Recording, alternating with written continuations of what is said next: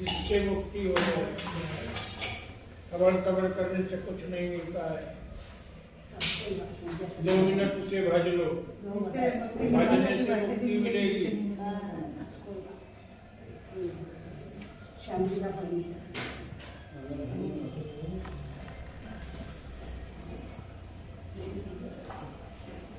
भगवान श्री कृष्ण और सत्यभामा जी का वार्तालाप चल रहा है। सत्यभामा जी कहती हैं कि हे भगवान, आप स्वयं काल स्वरूप हैं और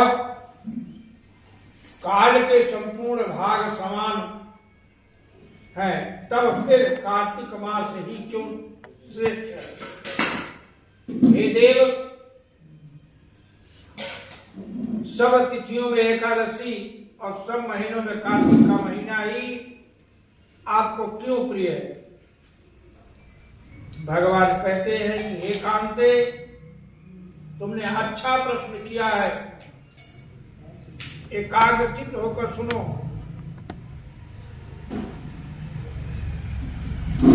वेद के पुत्र पृथु और महर्षि नारद का संवाद सुनो। जिसे पहले पृथु ने नारद से पूछा, तब नारद जी ने कार्तिक मास की श्रेष्ठता कही। नारद जी कहते हैं कि पहले सागर का पुत्र शंख नामक राक्षस त्रिलोकी को मथने में समर्थ हुआ। उसने संपूर्ण देवताओं को जीत स्वर्ग से निकाल दिया। इंद्रादि सभी लोकपालों के अधिकार अपने हाथ में कर लिए। सब देवता उसके भय के मारे अपने स्त्री पुत्र आदि लेकर बहुत वर्ष पर्यंत सुमेर पर्वत की गुफाओं में वास करते रहे। जब देवता गुफाओं में रह रहे थे, तब शंखासुर ने विचार किया कि मैंने देवताओं को जीत तो लिया है, तो भी वे चलायवान और बलवान मालूम होते हैं। हाँ, अब जान पड़ा कि वे सब वेद मंत्रों से युक्त हैं और इससे उनके वेद मंत्रों का हरण करने से वे सब बलहीन हो जाएंगे। जहां भगवान के नाम का उच्चारण होता है, नारायण शब्द का गान होता है, मनन होता है, चिंतन होता है, वहां भगवान स्वयं वास लेते हैं। अब सबसे इसीलिए नारायण का उच्चारण करवाते का आप सबके मुख से 2 मिनट लगता है, तो फालतू नहीं लगता। 2 मिनट में आप सबका भी कल्याण होगा। साथ में जिसके कान में नारायण शब्द का उच्चारण पड़ेगा उसका भी कल्याण होगा। जितने भी जीव जंतु मंदिर के प्रांगण के आसपास होंगे उनके कानों में भी पड़ेगा, जो घर में अपने हैं उनके भी कानों में पड़ेगा, इससे उनका उद्धार।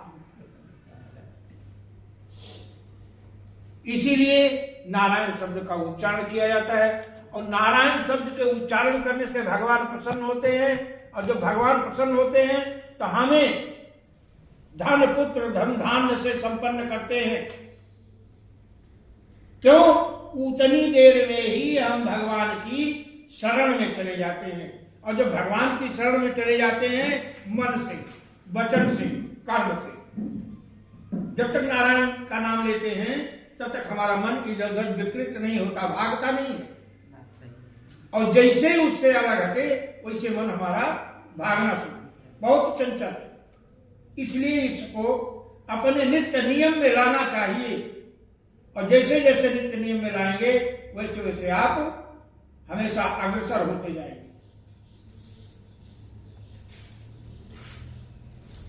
इससे अनेक वेद मंत्रों का हरण करने से वे सब बलहीन हो जाएंगे। ऐसा विचार कर वह असुर विष्णु भगवान को नींद से ग्रस्त देख स्वयंभू ब्रह्मा जी के लोक में जाकर वहां से वेदों को चुराकर निकाल कर चलने को तत्पर हुआ। तब वे उसके भय के मारे यज्ञ के मंत्र और वेदों समेत जल में प्रवेश कर गए। तब तो वह शंखासुर भी उन्हें डूबता हुआ समुद्र के भीतर विचरने लगा, परंतु वे वेद एक स्थान पर कहीं भी प्राप्त नहीं हुए। पीछे से ब्रह्मा जी सब देवताओं को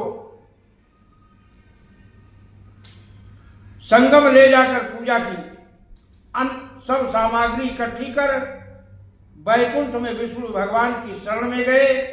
वहां उनके जगाने के निमित्त सब देवता गाने बजाने लगे और गंध धूप बार बार देने लगे। उनकी भक्ति से संतुष्ट होकर भगवान के नेत्र खुले। तब सब देवताओं ने विष्णु भगवान के दर्शन किए और षोडशोपचार से पूजन करके दंडवत पृथ्वी पर गिर पड़े। तब तो माधव भगवान उनसे कहने लगे, हे देवगण, मैं तुम्हारे भजन कीर्तन आदि कार्यों से प्रसन्न हुआ हूं।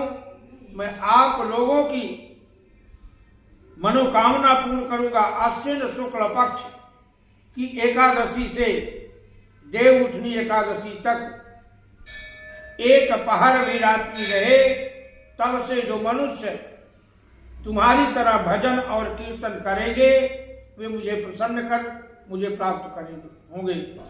शंखासुर जिन वेदों को हर लाया है वे सब जल में स्थित हैं, उन्हें मैं शंखासुर को मारकर लाऊंगा।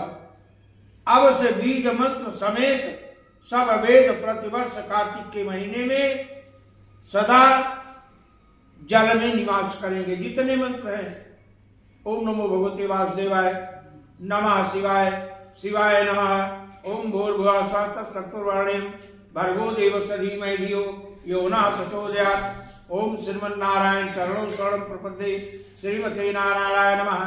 जितने मंत्र हैं सब जल में निवास करते हैं। जब हम स्नान करते हैं तो उस समय भी हमें नारायण का स्मरण रखना चाहिए। और सबसे उत्तम मंत्र होता है, सबसे उत्तम मंत्र जो गुरु दीक्षा ले रखे हैं, उन्हें जो गुरु ने मंत्र दिया है, उस मंत्र को नहाते समय अगर वो 3 बार भी बोलते हैं तो 3 वर्ष का पुण्य, समस्त पाप नष्ट हो जाते हैं और पुण्य उदय हो जाता है। सबसे शक्तिशाली मंत्र गुरु दीक्षा है, गुरु का मंत्र। सभी मंत्र उसमें समाये होते हैं।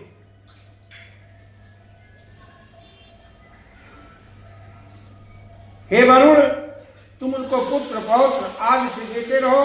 हे तुम्हें तुम उनकी धन वृद्धि करो, जिससे वह मेरा रूप धारण कर साक्षात जीवन मुक्त हो जाए। और अन्य देवताओं जो जन्म से मरण तक बातों को धारण करते हैं, वे तुम्हारे द्वारा भी पूज्य हैं। जैसे तुमने मुझे एकादशी को जगाया है, इसलिए यह विधि सदा मानने योग्य है। सीता सीताराम बोलो, राधे राधे श्याम बोलो, सांचे दरबार की जय। प्रिंस बोले वृंदावन बिहारी लाल की जय। ओम जय जगदीश हरे, स्वामी जय दीनानाथ हरे। जनों के संकट दास, जनों के अवगुण बंसी वाला